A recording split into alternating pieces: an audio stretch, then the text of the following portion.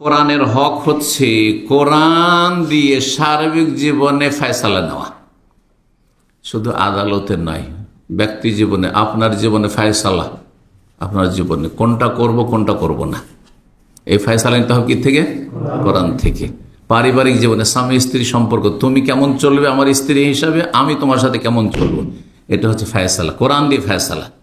সমস্যা হয়েছে স্বামী দাম্পত্য জীবনে, ছেলে মেয়েদের সাথে সমস্যা হয়েছে, বাপ ভাইয়ের সাথে সমস্যা হয়েছে, সমাধান নিতে হবে, পারিবারিক বিচার, সেটা কি দিয়ে হবে? কিন্তু আমাদের দেশে সামাজিক বিচারগুলি সব জাহিলিয়াতের বিচার হয়। সামাজিক বিচারে কোনো আলেমকে রাখা হয়নি, আর যদি সে আলেম থাকে, সে জাহেল আলেম থাকে, মানে দেশাচার বিচার করে। দেশাচার, দেশে যেসব বিচার চলে, হ্যাঁ, নেতা মাথারা বিচার করে, চেয়ারম্যান মেম্বার প্রধান এরা যে বিচার করে, ওই সব বিচারই হয়। জি, এগুলো হচ্ছে জাহিলিয়াত। তো কোরআনের বিচারটা সর্বস্তরে হইতে হবে। রাষ্ট্রীয় সেই আদালত, সুপ্রিম কোর্ট, হাইকোর্ট, যতগুলি কোর্ট আছে সেখান থেকে শুরু করে আপনার বাড়িতেও, হ্যাঁ, আপনার ব্যক্তি জীবনেও সমস্ত বিচার আচার কার কাছ থেকে নিতে হবে? কোরআন থেকে ফয়সালা নিতে হবে, দিনের মৌলিক বিষয়গুলিতেও আর দিনের শাখা প্রশাখাতেও। দিনের মৌলিক বিষয় মানে সেগুলি হচ্ছে ইমানের বিষয়, আকীদার বিষয়, গুরুত্বপূর্ণ বিষয়, যেমন 5 ওয়াক্ত সালাত ফরজ, যদিও ইবাদত, 5 ওয়াক্ত সালাত ফরজ গুরুত্বপূর্ণ মৌলিক বিষয়। তারপরে জাকাত ফরজ বছরে একবার, রমজান মাসের রোজা ফরজ, এগুলো মৌলিক বিষয়। আর তারপরে রোজার নিয়ম কানুন, এগুলো হচ্ছে শাখা প্রশাখা, নিয়ম নীতিমালা, বাধা নিষেধ। তারপরে জাকাতের বিধিবিধান, মসলা। আর তারপরে ধরেন নামাজের তরিকা, নামাজে এক রাকাতে কয়টি রুকু কয়টি সেজদা, আর তারপর রুকু আগে না সেজদা আগে, আর তারপরে কোনখানে কি পড়তে হবে। এখন কেউ যদি সামি আল্লাহ লিমান হামিদার জায়গায় যদি আল্লাহ আকবার পড়ে চলবে? সুবহানাল্লাহ পড়ে চলবে? যেমন আমাদের দেশের বেদাতি সমাজের অজ্ঞতা হচ্ছে যে ইমাম যদি ভুল করে দেয় তো কি বলে? আল্লাহ আকবার। হাদিস আল্লাহ আকবার আছে, আর হাদিস হচ্ছে কোরআনের ব্যাখ্যা কি আছে? পুরুষ হলে সুবহানাল্লাহ, আর মহিলা যদি সতর্ক করে তাহলে এইভাবে তালি বাজ, এইভাবে না, কারণ এইভাবে তালি বাজানো কাফেরদের গান বাজানোর তালি, সেজন্য এটা নিষেধ। এইভাবে করুন, কথা বুঝতে পারছেন? জি। কিন্তু আমাদের দেশে ইমাম ভুল করে দিলে আল্লাহু আকবার, আল্লাহু আকবার, জি, তাহলে এটা কোরআনের ফয়সালা নিলেন না আপনি। এই জন্য বলছি মৌলিক বিষয়গুলিতে এবং খুঁটিনাটি যেসব শাখা প্রশাখা মাসাইল রয়েছে সেই ক্ষেত্রে, এমন কি আপনি আমিন জোরে বলবেন, নাচতে বলবেন, রফে দেন কয়বার করবেন, শুধু তাকবীর তাহরিমাতে কি না, আর তারপরে আপনি সালাম আগে ডান দিকে না বাম দিকে, সমস্ত মাসাইল আগে, আত্তাহিয়াত না আগে আল্লাহুম্মা সাল্লি আলা মুহাম্মদ না আগে দোয়া মাসুরা, ইত্যাদি ইত্যাদি। নামাজের পরে কি বাধ্য বসে থাকতে আর তারপরে এই সম্মিলিত মোনাজাত করতে হবে না, হবে না, এটি সুন্নত না বিদআত? সব ফয়সালা কোরআন এবং কোরআনের ব্যাখ্যা হাদিস থেকে নিতে হবে। এটা হচ্ছে কোরআন থেকে বিচার নেওয়া। আর এর মধ্যেই হচ্ছে গুরুত্বপূর্ণ দণ্ডবিধান। চোরের শাস্তি 1 বছর জেল নয়, এটি কুফরি মতবাদ, মানব রচিত মতবাদ। জি। আর ধর্ষণ করে জবরদস্তি জেনা করেছে সেই জন্য সে অপরাধী, আর সাবালক সাবালিকে ব্যভিচার করেছে সেই জন্য অপরাধী নয়, হ্যাঁ, রাষ্ট্রীয় আইনের না, এটি জাহিলিয়াত, এটি পশ্চিমা কথা, ইহুদি নাসারাদের কথা এগুলো। জি, আল্লাহ যেন বোঝার তৌফিক দান করেন।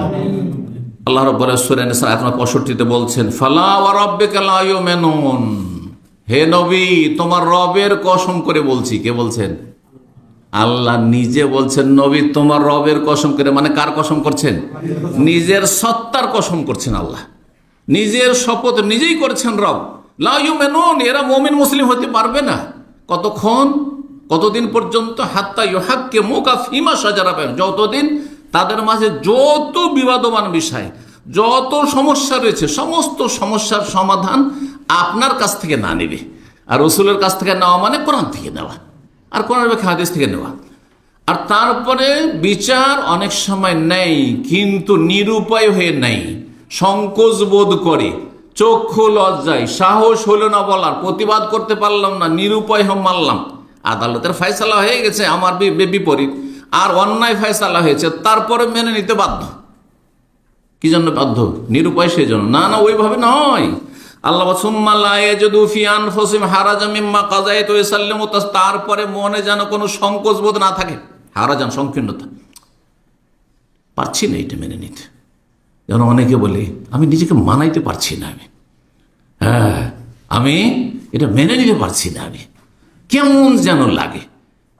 যেমন আজকালকার অধিকাংশ বাবা মায়েরা মেয়েকে জমি জায়গায় ভাগ দেয় না, আর দিল মাঠে ঘাটের এমন পচা সড়াগুলো যেগুলোতে ফসলটা ধরো ডুবা জায়গা দিল। রোড রাস্তা সব ছেলের জন্য, ছেলে সন্তানের জন্য, রাস্তার পাশে জমি জায়গায়। আর যে ফ্ল্যাট থাকে সব হচ্ছে ছেলেদের জন্য, দোকানপাট ব্যবসা বাণিজ্য থাকে সব ছেলেদের জন্য। তো কি লা ইউমিনুন, মুমিন হইতে পারবে না? জি, মুমিন হতে পারবে না যতক্ষণ পর্যন্ত স্বতঃস্ফূর্তভাবে মেনে না নেবে। শুধু মেনে নিলে হবে না, যখন কোরআনে আছে কি করব, না হইলে তো দিতাম না রে বাবা। ছেলেদেরকে বলছে কি করব, হ্যাঁ না হইলে তো দিতাম না, হয়তো মানুষে কি বলবে সেই জন্য দিচ্ছি। না না, চলবে না। কোনো যেন সংকোচ বোধ না থাকে, সংকীর্ণতা অন্তরে না থাকে।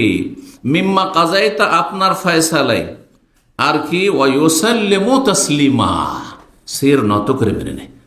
অনেক সময় মেনে নিলেন মন থেকে, কিন্তু শির নত করে মানছেন না। হ্যাঁ, বাঁকা হয়ে মানছেন, টেড়া হয়ে মানলে হবে না।